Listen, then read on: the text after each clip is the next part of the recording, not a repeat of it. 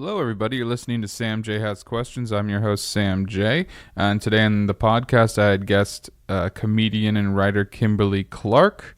We talked about a lot of stuff in this episode. It was my first episode in a while, so I had a little bit of a break. I had some sketch comedy shows, a few stand-up shows. So sometimes it's nice to take a little bit of a pause and handle some other details. So it's good to be back. Thank you so much for listening. I'll put all of Kimberly's information down in the comments if you want to follow her on Instagram and Twitter. That's what she's on. She's saying no to Facebook. No Facebook for Kimberly. Yeah, it was a fun conversation. Like I said, we went all over. We talked about her start in the LA comedy scene. We go over one of her worst sets, and I guess her biggest failure was the question and what she learned from it. I think this episode is important. We dive into topics of spirituality, faith, representation, how you view your art, and what your responsibility is as a person within a community. I had a discussion about getting out there and not just networking, because I think networking has a weird vibe. Networking has an inauthentic context to it, in my opinion. You know, you're like, I'm a networker, where it's just like, I just meet people, take their business cards and network, and you have no friends. No, we and maybe you have to do a certain element of that,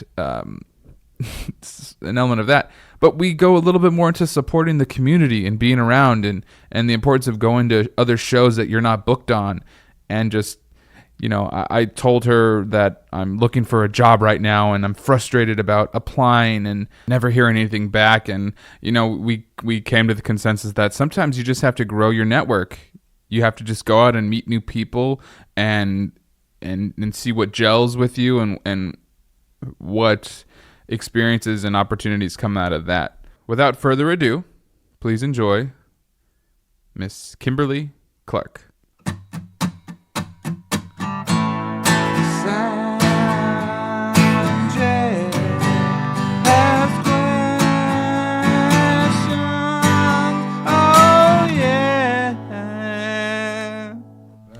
Been doing this?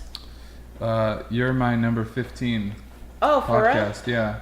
Who was your first one? My first one was a feature film director. His name is Brian James O'Connell. Okay. And I actually had him back for 14 after I'd done a few. I was like, I got more questions for you. Can you come in? And oh, that's cool. So yeah, it started because so he's a feature film director, and I had just shot like a few scenes of a pilot that I had been writing, and when I looked at the footage, I didn't have anything in there. Like, I just made all these mistakes, and I was like in pain. I was angry. You know, I went through the stages of like denying. You know, it's fine. Oh damn, I wasted people's time. Oh, I wasn't ready. My act. You know, I went through all of that, and This is something you shot? This is something I shot, yeah. Okay. It was shot a year ago in October.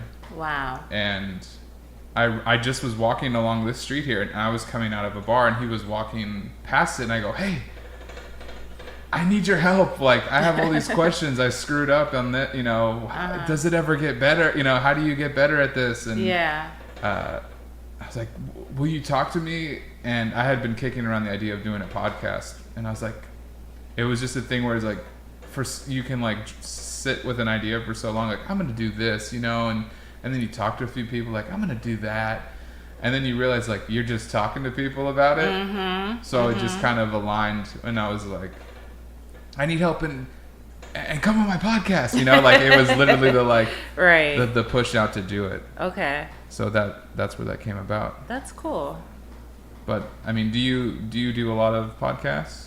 I've done a couple here and there. I can't say that I've done them a lot. I actually had a podcast on Maximum Fun. Yeah, I wanted to ask you about that. Yeah, I was doing some Googling and research. And The Goose Down. Yeah, so what was that about? Well, it was basically like a cultural type show, arts and entertainment. Yeah. And it was me and comedian Jasper Red, and we just talked about a lot of stuff. We would pick a topic and just kind of go off on it. Yeah. Cool. Yeah, it was fun. It's a lot of work, though, doing a podcast. Yeah. It really, I mean, if you're just talking, I mean, that's one thing. But this one was very curated, very heavily produced. Sure.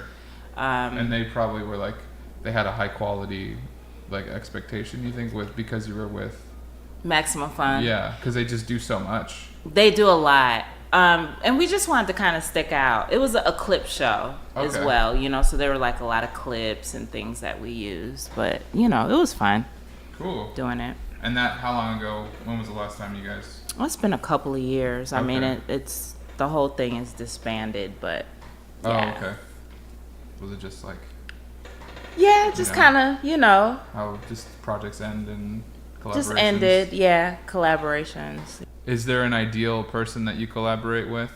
You know, like, oh, I'm really good with ideas, so I need someone who's maybe a little bit structured, or, you know, I'm very structured, so I need someone who's more kind of over the place a little bit. Maybe There's been a couple of people like that in my life. You know, I bounce off a lot of ideas to my sister. My sister is actually a college professor. Okay. So, what does she teach? She teaches literature with the African American literature. Like, okay. That's her concentration, like Africana studies. But, you know, she's very studious and serious, but at the same time, she has the other side to her as well. So she appreciates my humor. And, you know, when I think of ideas, I bounce them off to her. And, of course, the other comedians. But it's kind of cool to bounce ideas off of people that don't do what you do. Yeah. And I think that's where a lot of my premises and jokes come from, is from, like, conversations that I have. I envy having those people, because maybe I do, but I just sometimes I feel like I've tried it in the past, and it's just been like they just stare at you. You're like, well, it depends on how you're presenting it. What do you do? Like, how are you presenting this? That's the problem. Are you like dressing up in like a suit and it's like you're giving an Easter speech or something? Like, how are you presenting your material? I don't know. It's just like I don't know. I've been doing stand-up since 2012. Okay. And it's one thing where, like, I remember my boss, we were at dinner with coworkers and his friends, and they were like, if you're a stand-up, like, you should be able to get up anywhere and, like, do stand-up. You know, like, you know, say a joke, you know. And, like, for me, like, I get into a mode. Like, I don't feel like a stand-up anywhere else than when I'm on a stage. Okay.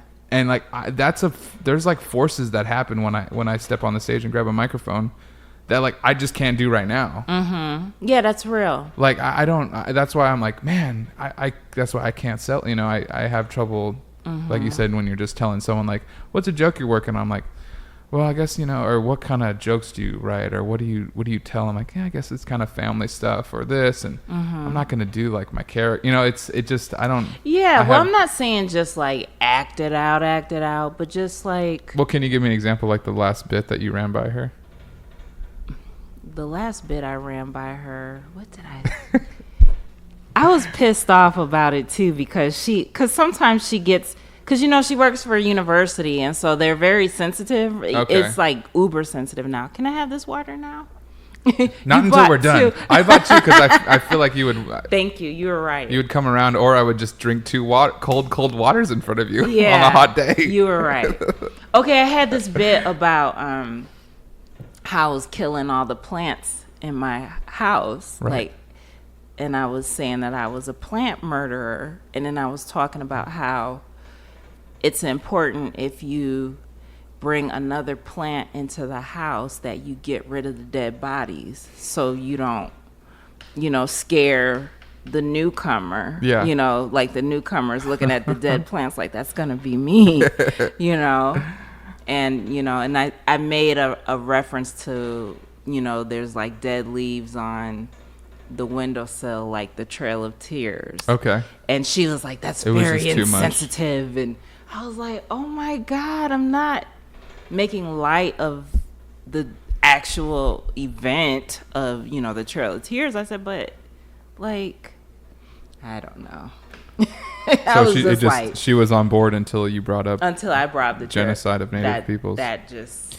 See, that's the problem. Yeah, like there was actually on Monday, there was this comic that had like she's Native American. She had like 4 like trails of teal. I can't even say it. Trail of It's a tears. little bit of a tongue twister, huh? Yeah, it is. Trail of tears. Take your time. Jokes.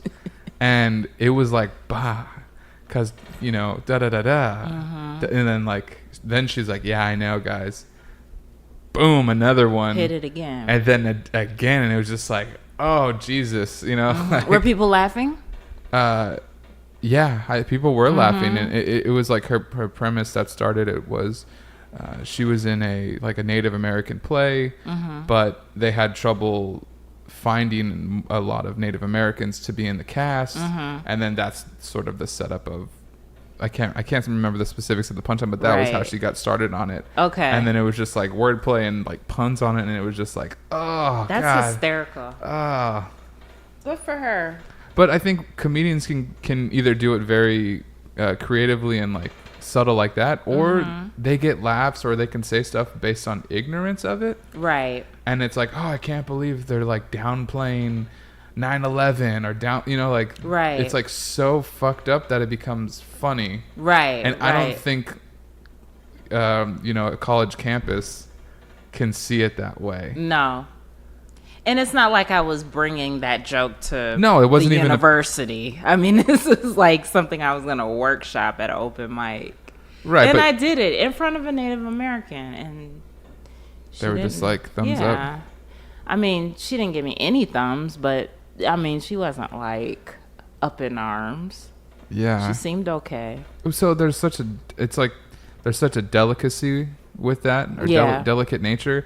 I've been in my head a little bit more when I'm saying a joke about, maybe not necessarily a stereotype, but let's just say like about a type of person, or like a hipster joke, or like a joke about like being big, or if there's someone in the audience, I've noticed several times I'll set it up, and then I turn and I lock eyes with this person that I'm like that it might offend, and then you backpedal. Yeah, you don't do the joke. Not that I don't do the joke, but it's like you go wrong by looking at him. I leave the body. I leave my body, and I'm just like just sitting with him like this, and then I say it, and I'm like, oh, I didn't enjoy that. Wow. It's weird. I don't know. And I've been asking people, like, have you ever noticed that if you're saying a joke about, like, you have a joke about, I don't know, any you know, a specific you know, type of person, or I've kind of been there, but I don't know. I feel like if it's funny, it's just fun. You know what I mean? And even if that joke hits that, even if that demographic is present in the audience, you know, 9 times out of 10, if it's a good quality joke, they're going to laugh too. Yeah. At least that's been my personal experience. Not mine. Oh, shoot. I need to write better jokes. No. Less offensive jokes. I think it's a little harder for white guys now, too. How so? I just, you know. I just want you to say You know the trauma you're going through right now. I mean, it's just a little harder for white guys right now. I don't know. I mean, I'm not saying it's hard. Like, don't get me wrong. Like, white guys are still on top. But what I'm saying is, thank you. Podcast is over. We got the sound bite, guys. Let's run it. But right now, I think, because of the narrative and the way everyone is being caricatures of their said groups, the white man is the villain right now. And so when it comes to any type of creative expression, if there's any, it's like you're not allowed any room right now to F up. You know what I mean? Unless, and if you do, you're going to get called to the carpet. I think people are more apt to call white men to the carpet now, and eyes are on you. I mean, it's interesting because I don't. It's a. Sounds like that door was opening. That was weird. There's a ghost coming in. Oh snap! Well, I think it's good to be aware of that for sure, and I mean, I don't. Do you feel it?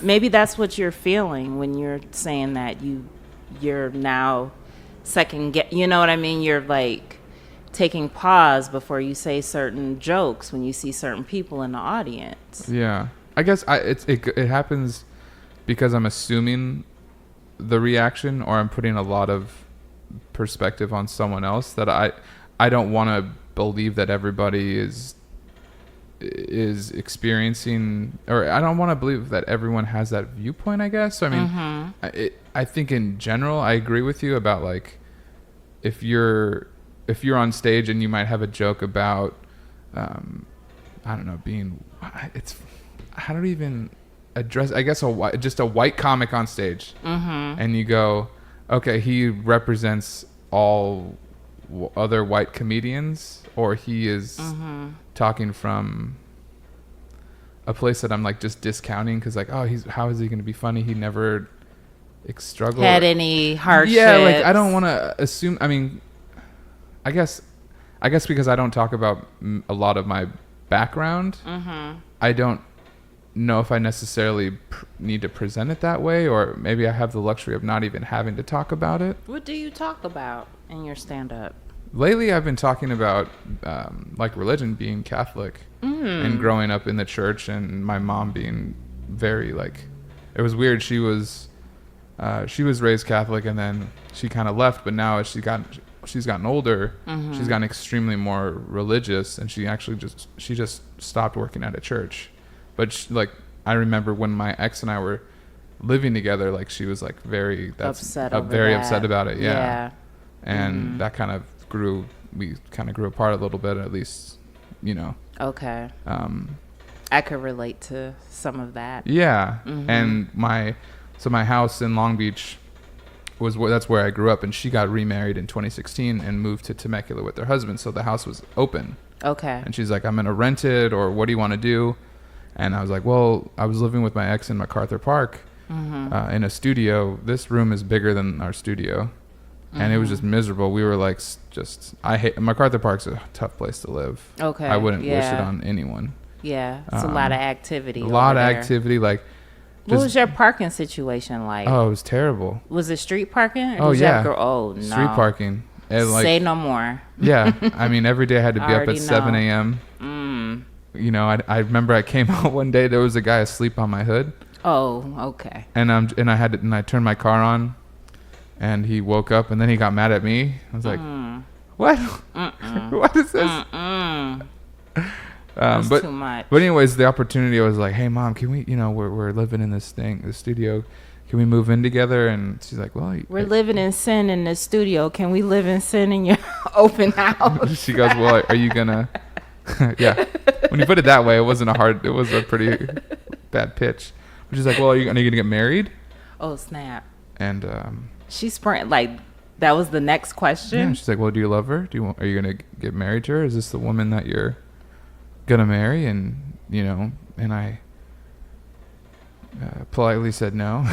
Wow. I was like, you already knew you weren't gonna marry her? Well, when that circumstance is on it, it's like, that's not the reason to get married. To get married, it isn't. No, I mean, I didn't know, but that seemed like not the reason.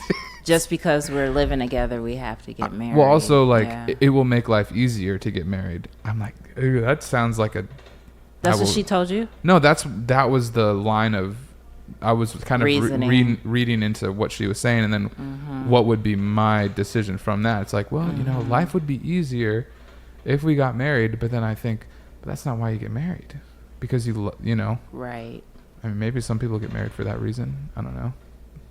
People get married for green cards. They get married for all kinds of green money. Cards? Yeah.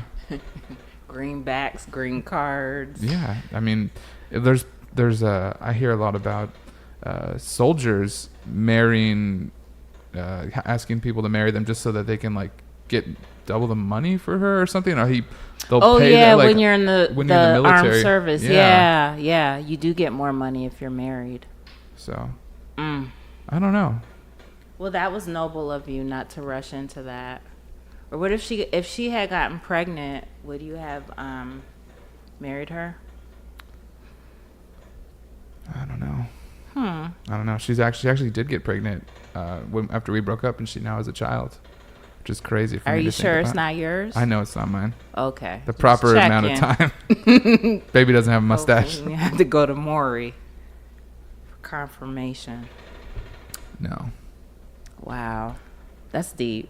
So that's where I'm coming from when I'm on stage. Yeah, I and hear I'm like, you. and I'm like, I'm just not. I have so much of that. I feel like I've experienced and whatnot. That when I get on stage, I don't feel like I'm like people are gonna feel like I'm flaunting like this, just white comic. You know what I mean? Like I don't, because I don't feel like that. Right.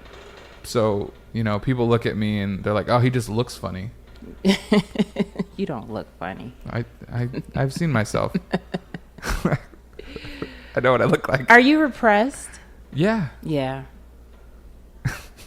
No, I can relate to that too. No, I can relate to all that stuff. I'm very controlled on stage. I mean, I'm very controlled and very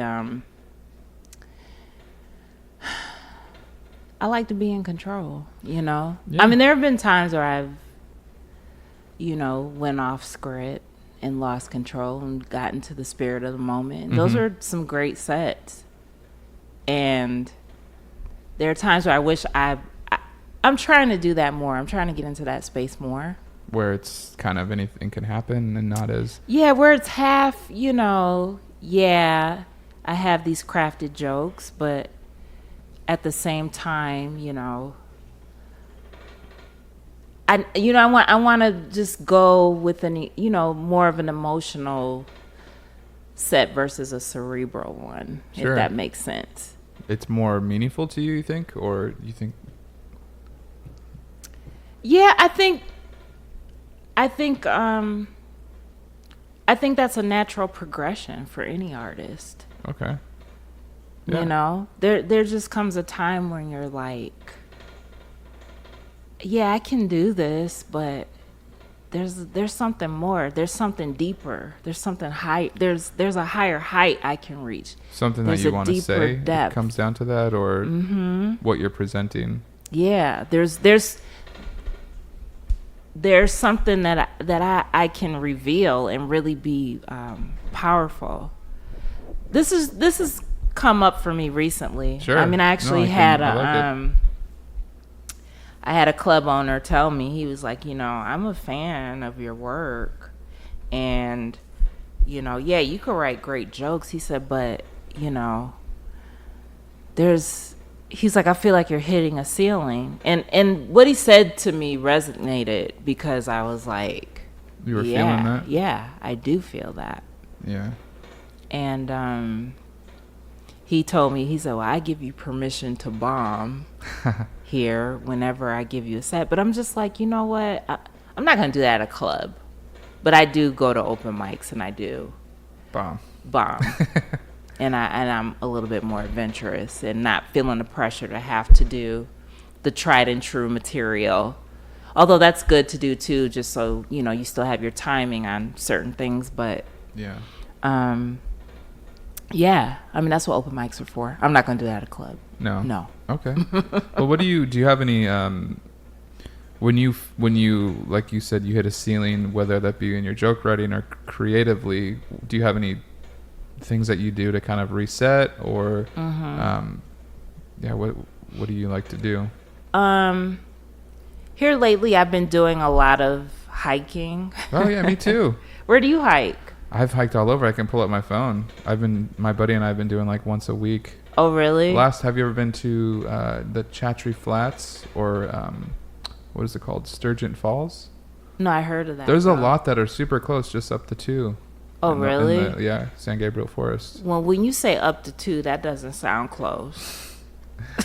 Like 30 minutes? Yeah, 30 minutes from here. Okay, that's not bad. Whereabouts are you going? I go to Fryman a lot. I want to go there. Fryman is cool. That might be my next one.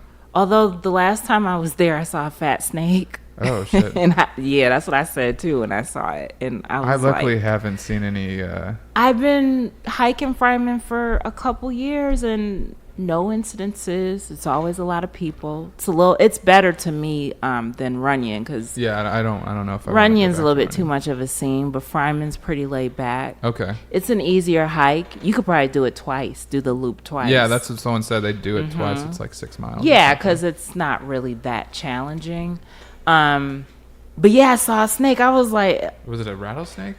I think it was. It was fat though. I mean, it was huge, and it was crossing the path, and I stopped, And it was about to go into the brush or whatever, and I saw a woman in back of me, and I was like, there's a snake right there, and I stopped. And she saw it, and she kind of moved slowly by it, and she was warning people that were walking in the other direction. So I was like, well, if she could walk by it, I could walk by it too. Yeah. But I was kind of frozen for a minute. Yeah, there's so many things out, even, just on a little hiking trail, there's like, the bugs are bigger. Like bugs, You're just like, oh, this is nature. Yeah. This is this little piece of nature that's in LA that we're like, we're so removed from. Yeah, it's good to be around it, though. It's good to reset, get some sunlight. I mean, that helps me tremendously. Just being in nature, looking at some grass, touching a leaf.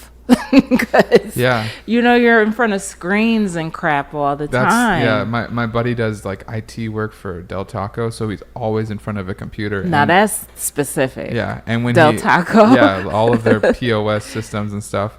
But when we first started hiking, he said that he couldn't see the detail. Like if you're looking on top of the mountain, like at another hill, he's like, I couldn't see the detail in the mountain, all the different colors and lights and darks. But when he started going more and more, his eyes adjusted. To see that. Yeah. Lord have mercy. So, and see, I don't want to be the weak one when the big one comes of whatever. Like, I'm really trying to make sure that I have all my natural instincts. Yeah. And whatever I need to survive when the machines go down or take over or whatever. You think that's coming? I don't know what's coming. Something is coming. There were those big earthquakes. Those earthquakes. Like a month ago? Yeah. Like, we don't know. It's just good to just be, human. Have your facilities about you. Have your facilities and be human, Yeah. I mean, who is it? Someone, I was talking to another comic, and he's like, I have to check my phone every 10 minutes. Yeah, I got that problem, too. Do you? A little bit. Ooh, kiss the mic. Oh, sorry. That's all right. Yeah, and he's like, every 10 minutes, I'm like, why don't you just not do it? And he was like, I can't. Yeah, I need to. And I kind of was like, do you think, are you checking everything, or what? Do you have a specific app that you're always on? Or no, I'm just checking text messages. Just text messages. Yeah. Oh, okay. That's all. I don't but still, I mean, it's a little much because it's like I'm already in front of the computer screen, and then you got the phone, and you got it's just, that's why I like to go outside. Personally. Yeah. I agree. Yeah, it's good. It's good for you. So get off your phone. Turn your phone off if you're listening to this podcast. Get off your phone. Get off your phone. All right, let me kind of look at this question for you. We kind of talked a little bit about bombing, but one thing that I'm going to reference your other podcast that you said was when you met Drew Carey. Yeah. You drove him around. You drove him to the airport, or just you were setting him around? I drove him once home. Okay. I shouldn't even say where he lives. He lives up in the hills. He's in Hollywood, yeah. Yeah, like obviously. But I drove him home once because I think they all went to Vegas. They used to take a lot of trips to Vegas. Like they would just treat like the writers and some of the crew, and they would go to Vegas. Oh, that's awesome. And I think he would do a show, and then they would come back, and they would like get shuttle buses or whatever. So he didn't have his car, and I was a PA on the show. They asked me to drive him. And so I was like, oh, cool. Okay, I'll drive him. I had my Chevy Cavalier. But he's so, like, down to earth. Like, it was, he didn't care that it was a Chevy. Yeah. And, he knew that I was doing stand-up or starting out. And he was giving me pointers. He told me to write 5 jokes a day or something crazy like that. 10 jokes a day. 10 jokes a day, yeah. Did I cut it down to 5. That's That's why I said 5. Did you heat it, but you... I was trying to do like 5 a day. Okay. But yeah, and then he was telling me to sandwich the material that works, and then the new material you put in the middle. So you open with something that that works, and then put the new stuff in the middle, and try to end with something that that works. Yeah. Yeah. So he was really helpful, very nice, and very generous. Like oh my God, we used to get some good gifts on that show. Really? Oh, how long my did you God. work? You were a production assistant for the last 2 seasons. Okay. We got iPods when they first came out. We got bicycles. We got watches. I mean, all kind of like crazy stuff.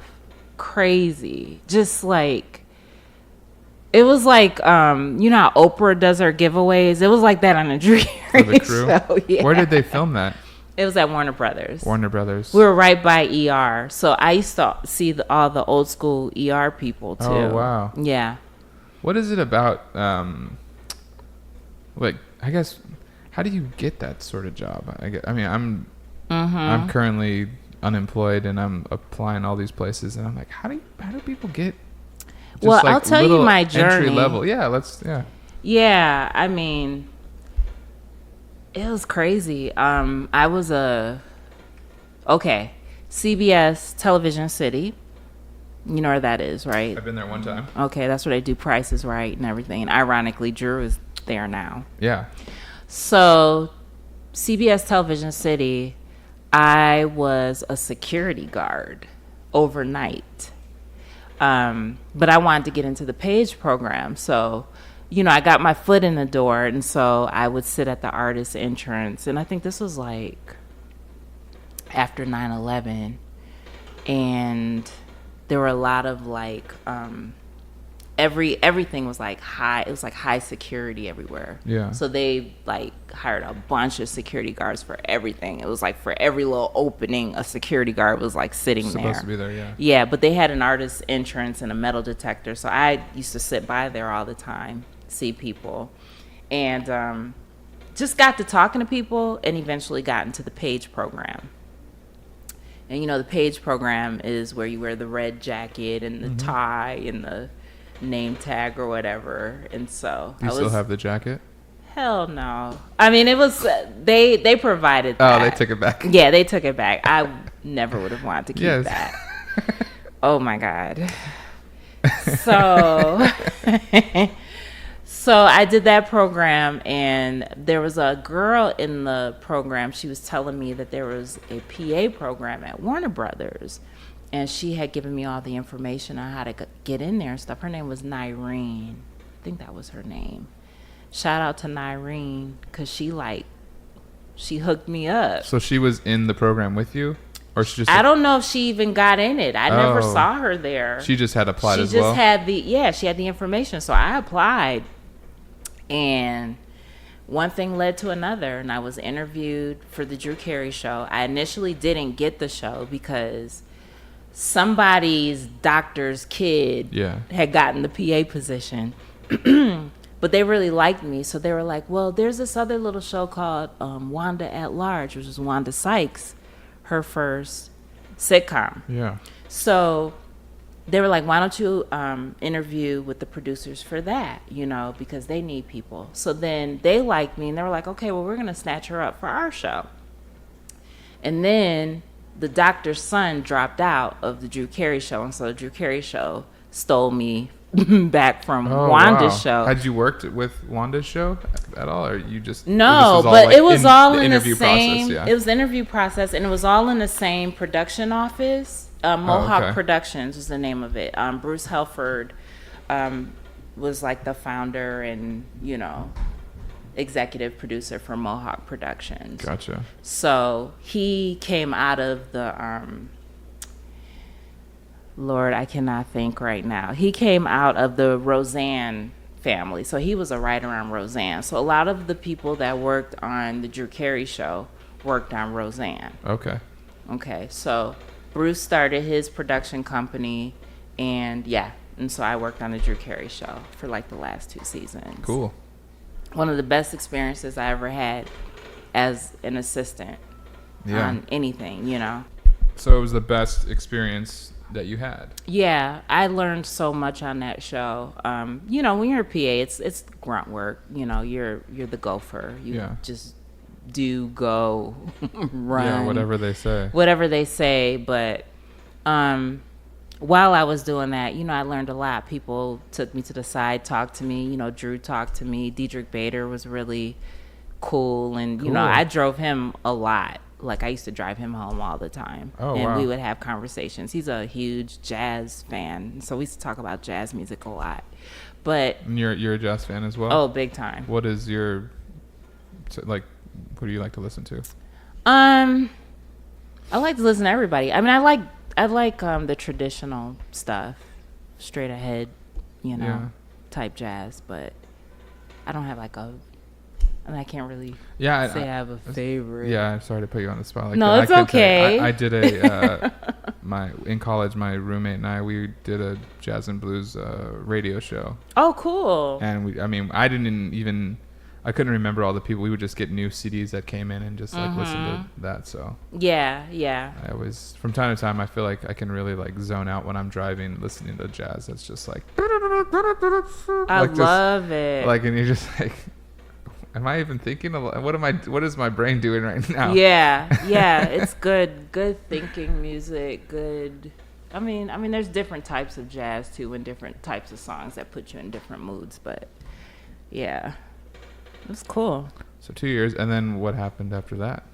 And then I kind of stayed with the production company. Like, okay, there were other shows that they tried to get off the ground and stuff, and they were kind of short-lived. And then I went over to other productions at Warner Brothers. Okay. Oh, because you were in that Page program. So. Well, this was after the Page program because after Drew Carey show was up, then the program was over for me.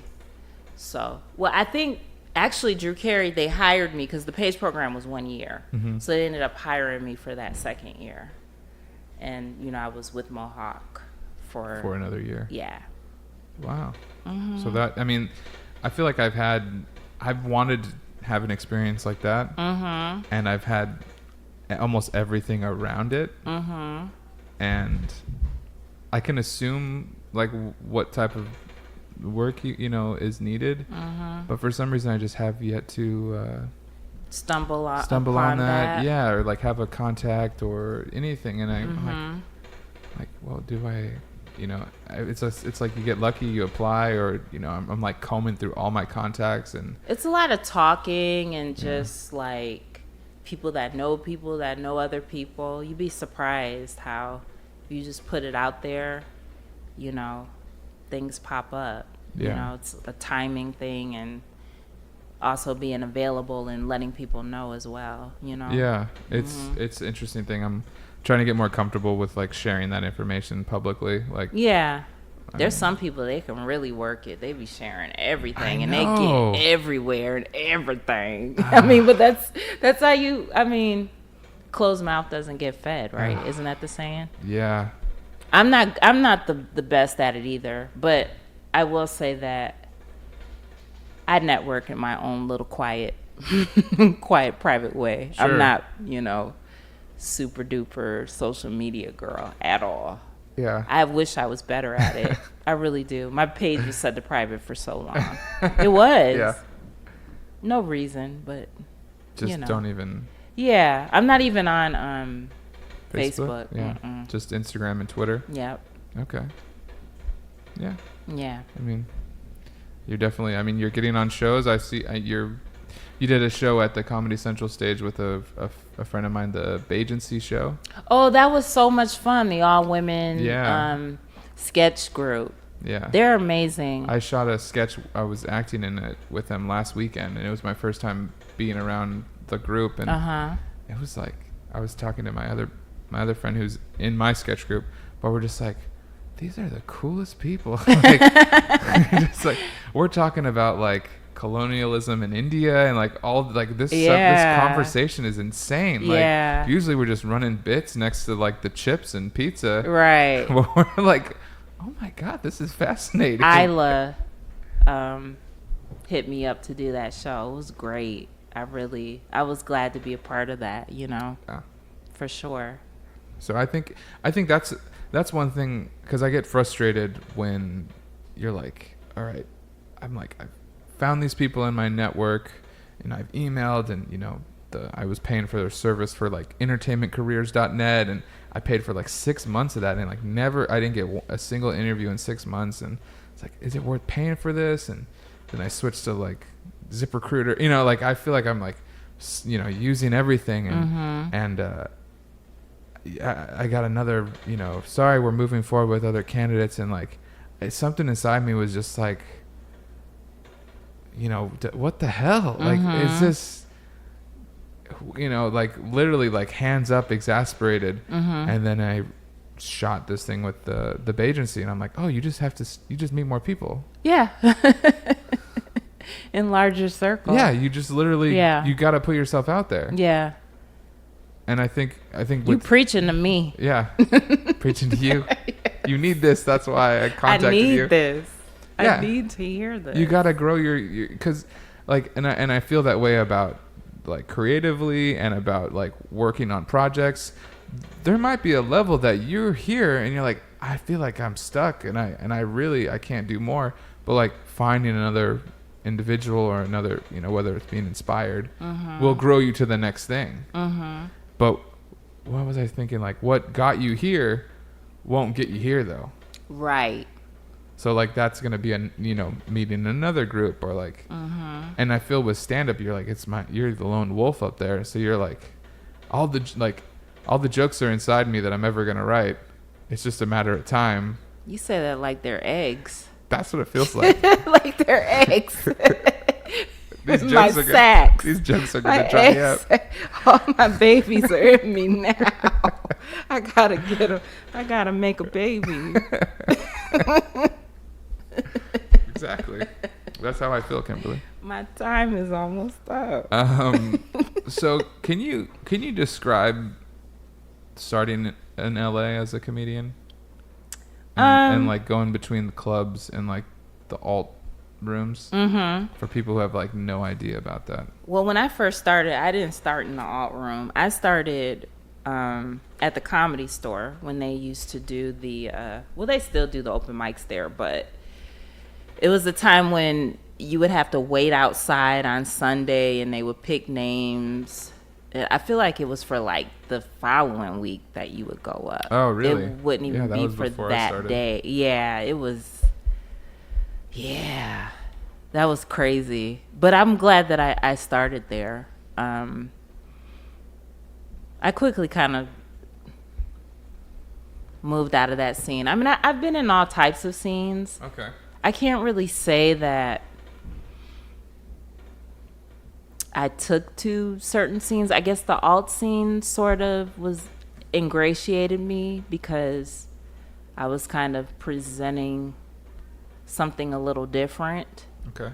But that wasn't like a choice that you made. It was just like Yeah, I just feel like it just kind of happened organically. Like I never said I want to be in the alt scene. You know what I mean? Because there's some people that make those declarations and want to be in certain groups and associated with certain people, but I always felt like I was on the peripheral of everything. Okay. Like I've been in all types of rooms and all types of situations. Yeah. I think there's definitely an advantage to that. Like myself, like I know just so many people but yet I don't have like a specific like group. I see, when I started, there'd be like 4 or 5 of us that would do like 4 mics a night at carpool, every day. And I'd see these guys, okay, who's meeting there? Okay, sign me up. And then, 3 years later, like we don't see each other, Yeah. It's weird. Yeah. You're like, what happened to these people? Like some people got management and on TV and writing. And then there's a few others like they just dropped out off the face of the earth. We're like, whatever happened to that guy? Right. Oh, he got his master's. He's a teacher now. We're like, oh, amazing. Shit. Oh, cool. And it's funny being on the edge of that because I don't. Yeah, I never had a group. I kind of envy people that have Do you have a crew? Who's your crew? I never had a crew. You don't have anyone? One person? There's people that, like, I gravitated toward comics that have been doing it longer than I have, that were better than me. Sure. And those are the people that I wanted to be around. Who are some of those people that you looked up to, or? Hugh Moore is one. Oh, I don't gosh. know. Yeah, like, he's way better than I'll ever be. And I just like being around people that been in the game. They have stories. Yeah. I think that's... Like, he started in New York City. Like his whole... people probably think, oh, he's started in L.A. No. He started in New York. Okay. Like, moons ago. So it's like... I don't know. I just like being around people like that. I have a mentor friend named Lydia Nicole who did stand up at the Comedy Store, and she started the Funny Ladies of Comedy. Oh, cool. And it was all women of color, you know. And just soaking up all that like wisdom and stuff, and people that have been in the game and that know, you know what I mean? Like Can you think of any specific advice that the first time you heard it was like, whoa, you know, like you almost put like glasses on and you can see a little bit more clearly? Is there anything that stands out? And who said that? I know there's one thing Lydia told me. She said to turn your funny meter down when you're on stage, like, or the laugh meter, because sometimes you tell jokes and, you know, you expect laughs at certain points and parts. Sometimes that's not going to happen every time. Yeah. For every set.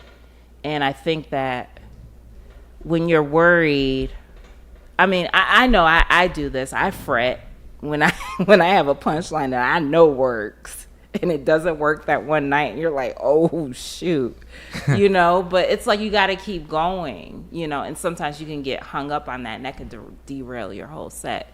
That was like some great advice, you know, because I've had sets where, oh, you know, that punchline that always got a laugh didn't get a laugh. But guess what? There was something else that I said that wasn't even a punchline that got a laugh. Got a laugh, yeah. In the same exact set. And you're like, what the heck? Yeah. So it's important just to kind of, you know, get in your zone. But it's different for everybody. I mean, that's no, you know. But that resonated with me. Yeah. Okay. I like that. Turn your laugh meter down. Yeah. What you're registering. Yeah. Okay. So there were comics that were a little bit further ahead than you were. Mm-hmm. But they obviously liked you enough to, you know, talk to you and to say that stuff. So there's an element of like, they knew that like, okay, this person will listen.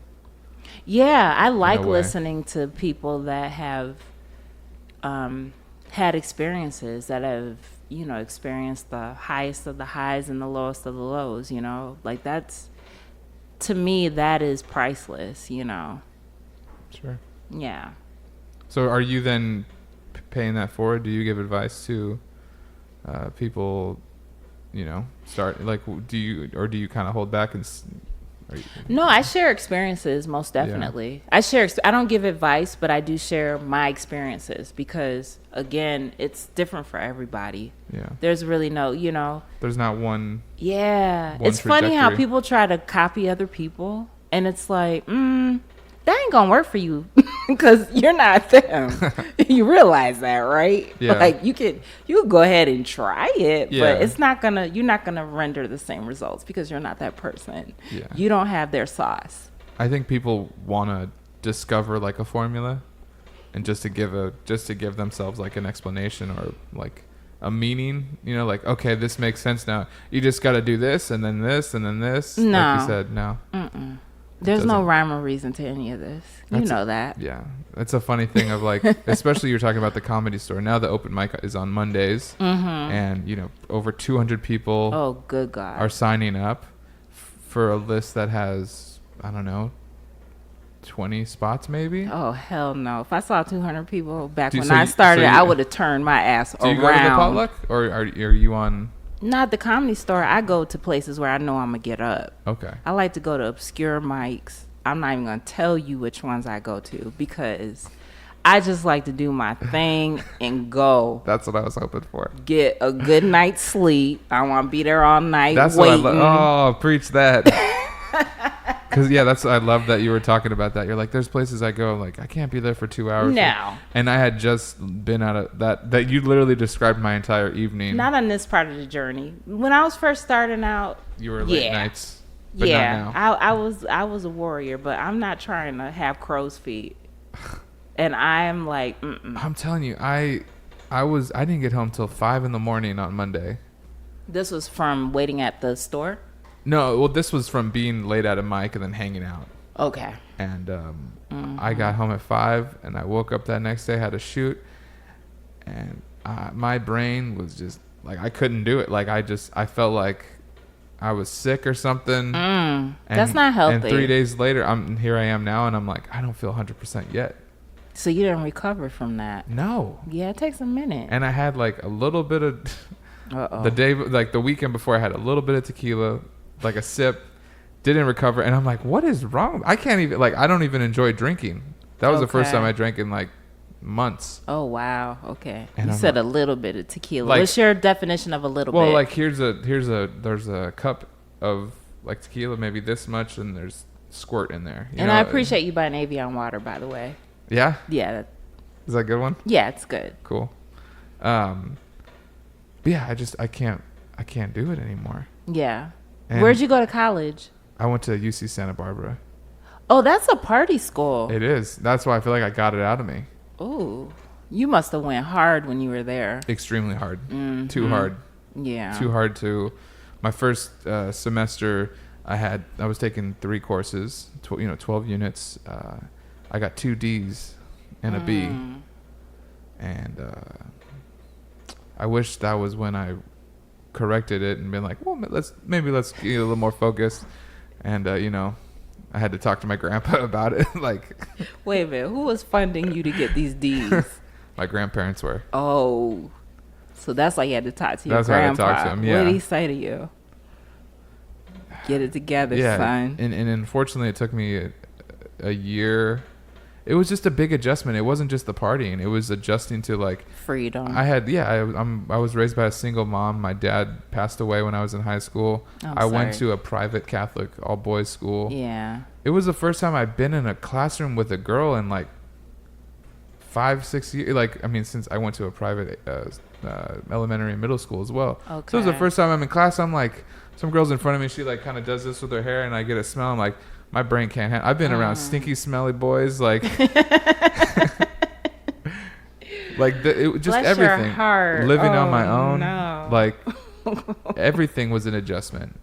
So wow. I didn't really course correct until like end of sophomore year, and then junior and senior year I was on the dean's list when I graduated. Wow. What did you major in? In film and media studies. Okay. Yeah. That's awesome. So it was just I needed, but it was also like I would get to school and I'm in class. I was taking film theory classes and history, and like people who are like kind of like I perceived to be like way more cool and like had seen all the movies already, and I'm just like, you guys see Pineapple Express? like I had no reference on that, right? In this like Criterion Collection world, and like hipstery glasses and coffee. Like I didn't even drink coffee. Like I wasn't any like right. That's good. To me, that's refreshing though, because I feel like people take that whole thing on and it's not really who they are. Oh yeah, I wouldn't even talk in class or answer questions because I was like,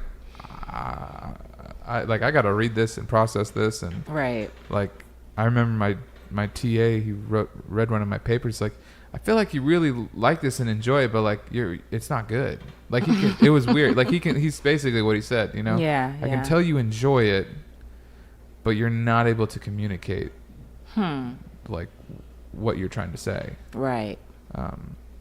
Interesting. It was an interesting, but anyways, but to say that I feel like I got all my partying and all my bullshit out of the way. UC Santa Barbara. Yeah, and I'm like, now if I'm at a bar with someone, I'm like, man, I feel like this is a waste of time. If I want to be at a bar, it's going to be because there's like a mic there or a show. Like I see more of a purpose for it. Or I'm just like, okay, we're here, That's a good practice to be in. So always getting that stage time in. That's good. Yeah. And hanging out, and you hang out too. That's a good thing. Out, yeah. You just take off. I'm gonna start getting better at it. I always tell myself I'm gonna start, or I'm just gonna pop up at a show. Actually, today I think something's going on at Dynasty Typewriter. I think they're having some type of carnival or something. And oh, cool. Shoot, I didn't even RSVP, so that means I'm not going. Anyway, I need to hang out though. Yeah. I need to just pop up at shows. If I'm not on the lineup, you're not gonna see me, and that's bad. Okay. I need to start. I'm trying. I do both of that. I understand. Yeah, I don't.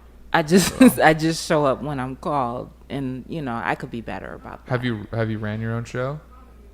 I used to run the open mic with Emily Maya Mills and Matt Champagne at Silver Lake Lounge back in the day. We started it.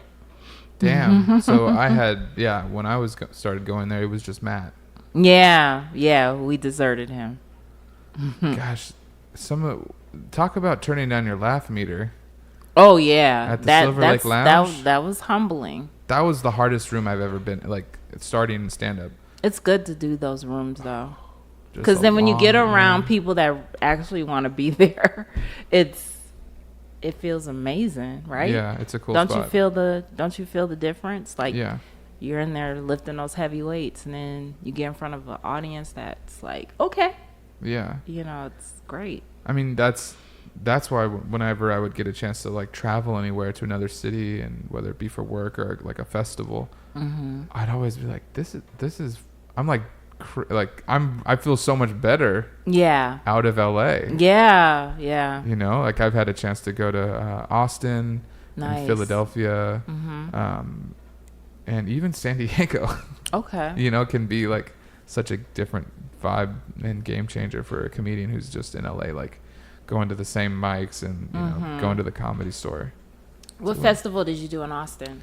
We did. So I'm on a sketch team that performs. Well, it was an older sketch team, but we did the Austin Sketch Fest. Nice. Yeah, it was a lot of fun, and the weather was crazy. It was raining. Like, the theater we were in was having blackouts. Wow. During the show, and it was like hot rain. It was weird. I'd never been to Texas before, and I got to meet, like, Brent Weinbach was one of the headliners, and cool people. Yeah, I just realized getting out of your normal day to day in a scenario like that allows more people to open up, and you to, like, approach them like, hey, what's up? I'm also from LA, and then you see them again, and then you have a relationship, and I'm like, oh, this is important to, like, do stuff like this. Most definitely. I haven't done a festival since that. That was like 4 years ago. I haven't done a festival in ages. I did Bridgetown, one of the last of the Bridgetowns. I think, when did I go there? Oh, it's no more?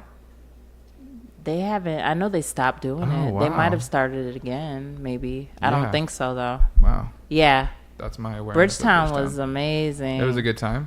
I've never been up to Portland. That's a great city. I mean, it's weird, but it's fun. It's clean. Okay. Good place to hike and get into nature. I didn't hike, but I walked around. It was just nice. I loved it. Good food. Do you have a favorite type of food? I don't really have a favorite, but what I had at Bridgetown that I kept revisiting was Sizzle Pie, the pizza place. They have a place called Sizzle Pie in Portland. Very good. Very good pizza. They had like a good breakfast pizza that I had there. It was so breakfast good. Pizza? Yeah. Like they had stuff? all kinds of pizza. Dude, just Google it. Okay. So good. So good. Okay, let me think back. Okay, I asked you about, I know you got started in LA. And you're from Syracuse, New York, upstate New York. You been there? No, I have not. And I know you say you don't want to tell people you're from New York, or you're like, I'm not from the city. Yeah, I make that very abundantly clear. I do, because when you say New York, people think bright lights, Big Apple. It's like there's a bunch of, like, little cities in Syracuse. I mean, in Syracuse, in the state of New York. Little red cities too. Okay. I mean, New York is a blue state, but they got some red cities up in there. Crazy. It's crazy how it's like how California is. If you travel outside of LA, there's some interesting areas. That's one way to say it. Yeah. You know what I'm saying? Like, Confederate flag like. Yeah. What would be some of the comedians that you, like, looked up to before you even started, and, like, what got you doing stand up? Or, wanting to perform? I liked Stephen Wright a lot as a kid because he was so quotable. I remember quoting his jokes at school. Do you have a favorite Stephen Wright joke? I used to quote the one where he said, "I fell asleep in a satellite and America saw my dreams." Just so dope. Love Stephen Wright as a kid. Of course, I loved Bill Cosby, Richard Pryor. Wasn't allowed to watch Richard Pryor, but I had an aunt that used to quote his jokes to me. Oh, wow. And then I remember sneaking to watch like his specials and stuff on TV. But I had an aunt that was already quoting the jokes to me. So I was like, shout out to my Aunt Virginia, who also took me to see Coming to America in Detroit. Okay. So not only was the movie black, but the whole audience was black. And that was the blackest experience I ever had, seeing Coming to America on opening night in Detroit, Michigan. Oh my gosh. It doesn't get blacker than that. And the audience was just as entertaining as the movie. I wish I was there. I wish you were there. I wish a lot of people were there. I can't even explain just how, oh my gosh, I could feel that experience in my toes. It was awesome. I was a kid, but I was just like, thank you, Aunt Virginia. You know, because my parents, I wasn't even allowed to go to the movies. Oh, wow. Yeah. They're like... Yeah, because, you know, the type of church that I grew up in, so they taught against going to the movies and stuff. But, you know, I found my ways. Yeah. I had cool aunties. What do they do when they're like, Kimberly, you went where? To the movies? Like... I don't think I told them. I mean, you know, I knew how to keep my mouth shut. Okay. I was like, I'm not blocking my blessings. I'm going to do it. I'm not going to screw this up. No, of course not. I think, are you still spiritual or religious? Most definitely. I don't go to church every Sunday. But I'm definitely spiritual. I mean, I was raised that way. I'm not saying that because I was raised that way, therefore I am, Mm-hmm. but it's just something that I think has always been my destiny, you know. I think I was destined to have that close connection. You know what I mean? Okay. Yeah, that's I feel like I had a conversation with two people at a coffee shop that were walking around handing out pamphlets and part of some Christian church, and Mm-hmm. they're like, "Hey, can we sit down and talk to you about Jesus for a little bit?" Mm-hmm. And I was like, "Well, I'm just writing stuff, but sure, why not? Let's sit down,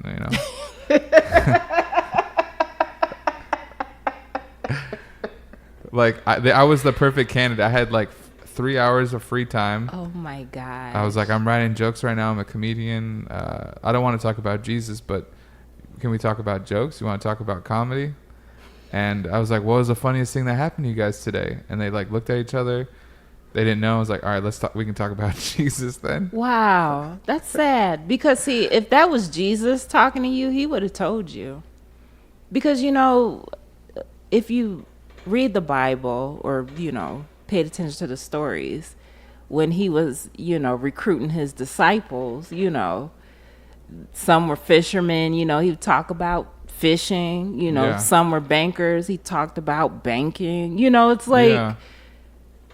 Jesus was a cool dude. He was an ordinary relatable. person. Yeah. He was relatable. And so guys that's didn't what feel gets relatable. me about like they put themselves on these weird pedestals. Yeah. It's like, Jesus is not doing that, so why are you doing it?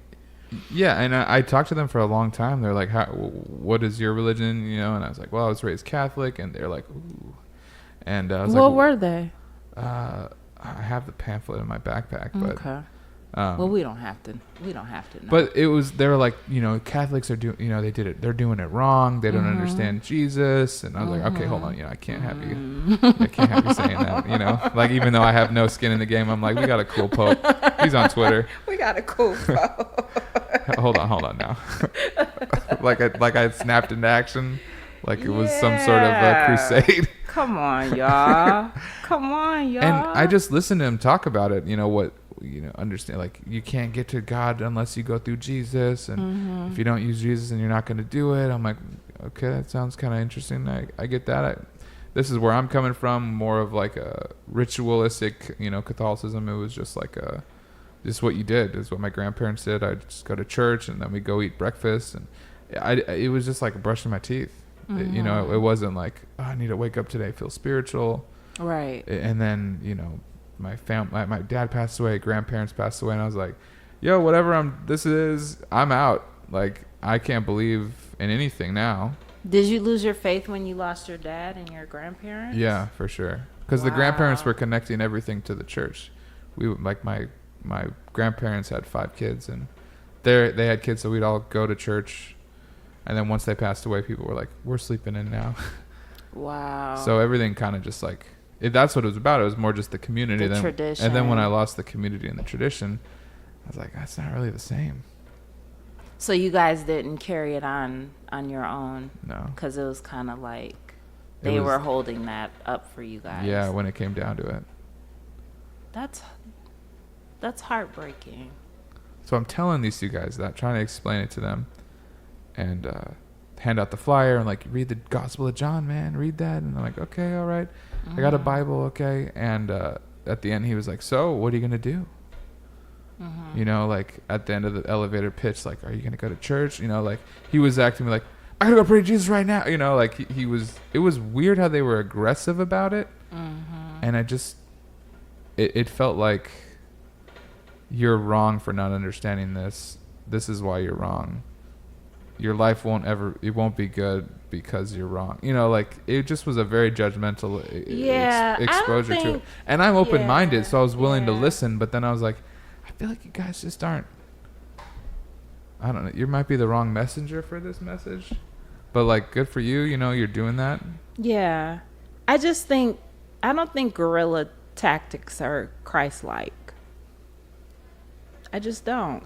And I mean, Jesus was smooth. He was smooth with it. Yeah, these guys weren't. He was not like that. It was real awkward.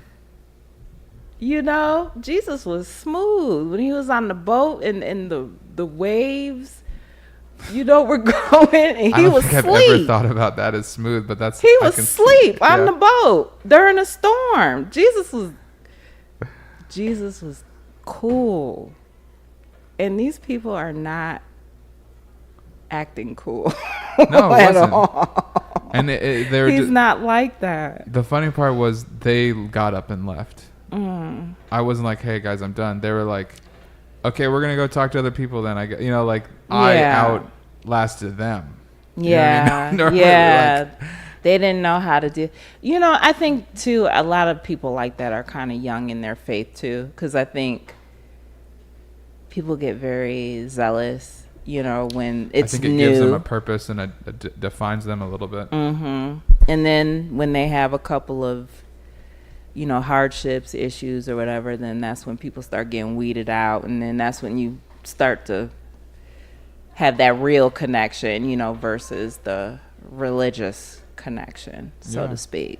Yeah. But I'm sorry to hear that about, the family not carrying that on anymore. But whatever you did as a child with your grandparents and with your dad and everyone, all that stuff is planted inside of you. So it's not like you have to be in that building, because all of those things are like a part of you and a part of who you are. It's a part of your comedy. It's a part of everything that you do. Yeah.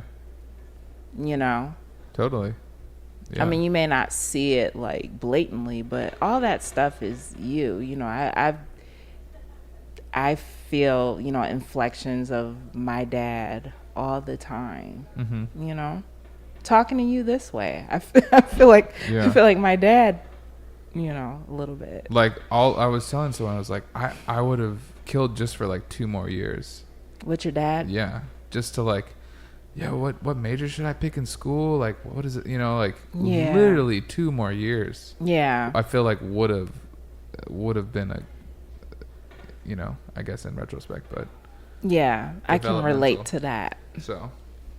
Okay, let's not get the crying up in here. This is turning into Barbara Walters. That's special. All right. I wanna end up on just a few more things. It's okay.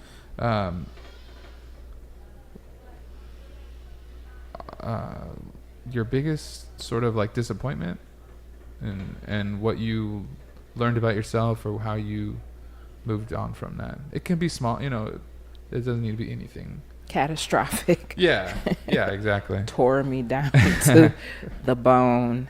I remember I did this show at the Comedy Store, you know, about Crack 'em Up Tuesdays. Mm-hmm. So I did Crack 'em Up Tuesdays, and this is when Leslie Jones of Saturday Night Live fame, I think I told the story on Ronnie Ray's podcast, but basically me and a couple of other comics, we bombed ferociously this one night. I remember the first time I did that show, I had a decent set, and Leslie was like, yo, you are so funny, you know, and she was like going on and on. Mm-hmm. And I felt so great. I was like, wow, this is Leslie Jones. And Leslie had been on like Apollo and stuff like that, so I had seen her before I even moved to LA, so I knew who she was. Okay. Thought she was very funny, very talented, and that was just huge for me, for someone of her caliber to tell me that, you know. So I was like, wow, thanks. She's like, yeah, you're a great writer, da-da-da-da-da, and just pumping me up. I was like, thank you. So then a couple months later, I do the show. Completely bombed. She tore me and these two other comics our sets to shreds. Like, she was just talking trash about us and made jokes about our sets. And she did that from stage though, right? Yeah, she did it on stage. Yeah, let people know. She didn't. Yeah, this was she her. Didn't pull you aside. She didn't pull me aside. This was her act for the audience. Yeah, it was right after I clearly bombed, but this was her act for the audience. Her commentary on, you know, how horrible my set was. What was it? Was it the material changed, or were you more? I was trying out some new stuff. You know, I was starting out. You know. Do you think you put just more pressure on than the first one, or? I don't even think it was pressure. It was just a whack set. I had a bad. It was a whack set. I mean, I can't. You can't deny I can't refute that. I mean, what she was saying was true. Personally, I didn't want her to say that in front of the audience. Oh, of course, yeah. The other comics, it was two guys. They were upset. They were like stomping around the belly room, just pissed. So when she got finished, you know, I sat there very dignified and listened to her.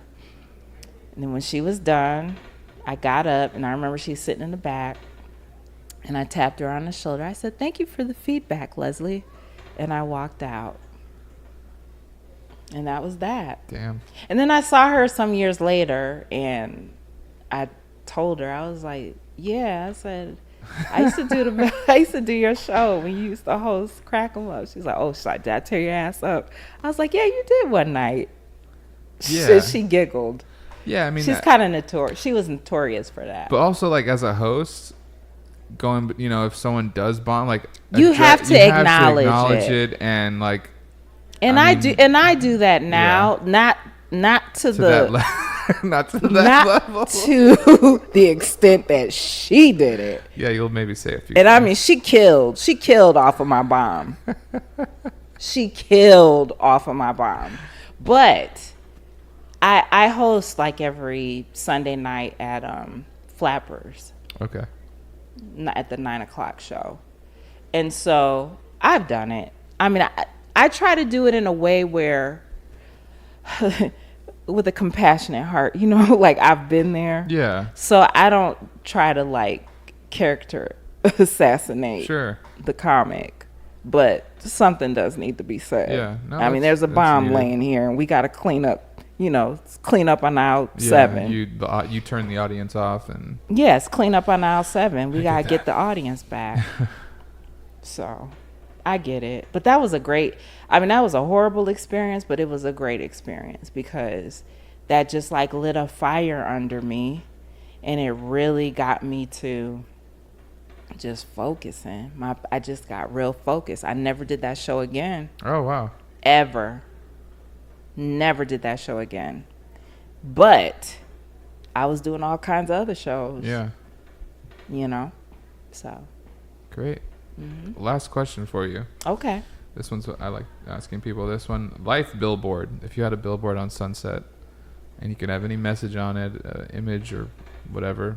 I wish I was sitting like this the whole time. You're more comfortable now? I saw you picking up the mic, but I wasn't I sure should have if said that. was able to do I've been that. doing this before. I like kind of just rest in it. Ooh, I need that back support. Yeah. Sorry to interrupt you. No, Continue. that's all right. I should have told you. If you have had a billboard on Sunset and La Cienega, and you can have a message that you want to spread, what would that message be? Or, image, or, My message would be relax. This is all just make believe. That's great. People get their panties bunched up in this town over some dumb stuff. And I'm just like, dude, it's really, including me. I've got my panties bunched up too. And then you look at it and you're like, this is all make believe. Especially Hollywood. Awesome. Well, thank you so much, Kimberly Clark. Thank you. I had so much fun. Thank you. You answered all of my questions. I'm glad. I hope I answered them well. I wish you were sitting like that. I'm so comfy. Oh, man. Next time. If there's a next time. Yeah, please come back. I'll have maybe a different place. Oh, okay. Thank you. Thank you.